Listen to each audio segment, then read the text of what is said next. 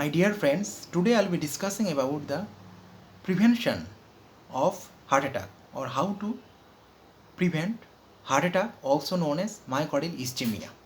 Now, myocardial ischemia, also known as heart attack, is one of the life-threatening condition which arises as a complication of coronary artery disease, and it is mainly because of atherosclerosis and thrombosis, which leads to the narrowing as well as blocking the certain artery supplying some part of cardiac musculature or heart wall muscle. And because of sudden blocking, which may be because of atherosclerosis or deposition of fat on the inner lining of the blood supply to the or artery supplying certain part of heart, and because of the blockage by the deposition of cholesterol and as well as thrombus formation or blood clot formation, it leads to blockage in the circulation, leading to the decreased blood flow to that particular area of heart supplying the corresponding artery. And because of the decreased blood flow to the certain part of heart or total blockage of blood flow to the cardiac muscle, the cardiac muscle of that part of heart dies because of lack of oxygen and energy failure. And gradually with time the cardiac muscle become weak and they die, and finally lead to various complications like cardiac rupture or heart failure or cardiac arrhythmia or life threatening situations. So, and even if the size of the myocardial ischemia or cardiac tissue damage is very much high, it leads to cardiac failure and even leads to death of the patient also. So that is the concept of the myocardial infarction or heart attack, and that is mainly because of atherosclerosis or because of deposition of cholesterol plaques or fatty plaques on the inner lining of the certain artery supplying heart wall. So those are actually right coronary and left coronary artery, which mainly supply the right and left side of the heart. So blockage in this right and left coronary artery because of atherosclerosis or deposition of fatty plaques, which is followed by plaque rupture leading to thrombosis or blood clot, which ultimately block the certain part of artery supplying a specific region of heart permanently, and thus the heart muscle dies because of lack of oxygen, and the patient suffer from acute chest pain because of the sudden death of cardiac muscle. So that is the concept of myocardial ischemia, that is myocardial infarction and also known as heart attack. Now our today's topic is how to prevent heart attack or myocardial infarction. Now most important preventive measure is lifestyle changes or healthy lifestyle. What are those? Regular physical exercise. Now regular physical exercise is very much beneficial for our body. It is very much good for our cardiac or cardiovascular system. It keeps the blood pressure at low level. It also responsible for cardioperfusion, and it also increases the formation of new vessels or new capillaries or new anastomosis in the heart, and thus it prevents future risk of getting myocardial infarction or heart attack. It also opens up new vessels and also causes angiogenesis in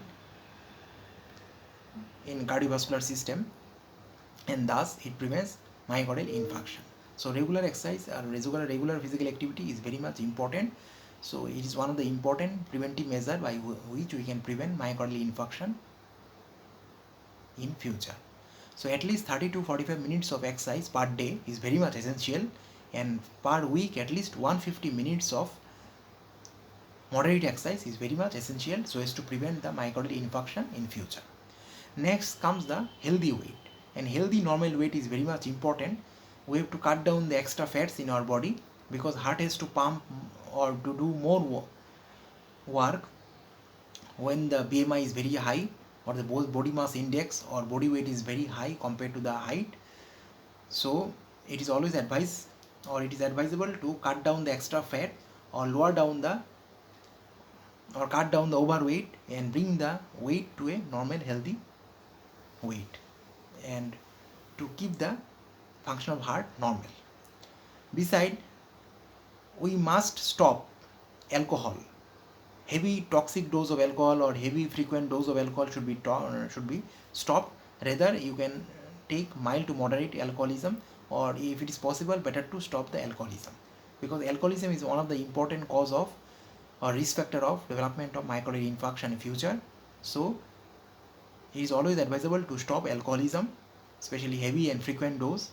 We can control up to mild to moderate alcoholism, so as to prevent the risk of myocardial infarction. And not only myocardial infarction or heart attack, it also decreases the risk of stroke and brain attack also. We have to cut down, or we have to stop smoking. Smoking is an important risk factor for myocardial infarction. It is responsible for sluggishness of the blood, it is responsible for hypertension, it is also responsible for clotting or increased coagulability of the blood or hypercoagulability of blood. It is responsible for clot formation, and it is also responsible for causing endothelial injury, as well as it is responsible for systemic hypertension. They are also one of the important risk factors for development of myocardial infarction in future. Then dietary modification or healthy diet. Proper and healthy diet is very much important. Diet rich in fruits and vegetables protect against myocardial infarction. It is fruits and vegetables is very much good for heart, and especially those diet which is less in saturated fat, more in polyunsaturated fat like olive oil, rapeseed oil, then which contain whole grains and decrease refined sugar, are best for heart. Beside, fruit is rich in fruits and vegetables, and you can add fish. Fish can replace the meat or animal meat. So Mediterranean diet is the best for prevention of myocardial infarction. And we should also take low quantity of trans fat as well as salt intake. We should reduce our salt intake. We should take minimum amount of salt, because high amount of salt also leads to hypertension, which is an important risk factor for myocardial infarction. Besides, we must control our obesity as a preventive measure, because obesity is one of the important risk factor for cardiometabolic disorders. It is responsible for diabetes, it is responsible for hypercholesterolemia, it is responsible for formation of coronary fatty plaques or atherosclerosis, which increase the risk of coronary artery disease and which ultimately can lead to myocardial infarction. So obesity, by regular exercise, dietary restriction, by joining weight loss programs, we can cut down the extra fats in our body, and by doing that we can control obesity, and which is very much important to prevent the risk of getting myocardial infarction in future. Another important preventive measure is to control our blood pressure. High blood pressure is one of the important risk factor. It causes endothelial injury and increase the risk of thrombus formation, as well as it is also responsible for atherosclerotic plaque rupture, which ultimately can block the coronary arteries. And hypertension is also associated with sluggishness of the flow in coronary blood flow, which ultimately increase the clotting mechanism of the blood and leads to the blood clot formation. Because of all these mechanisms, it is always advisable to control our blood pressure or to treat hypertension if it exists. Hypertension has been found to be a silent killer, because most of the patients of hypertension, they don't know they are suffering from hypertension.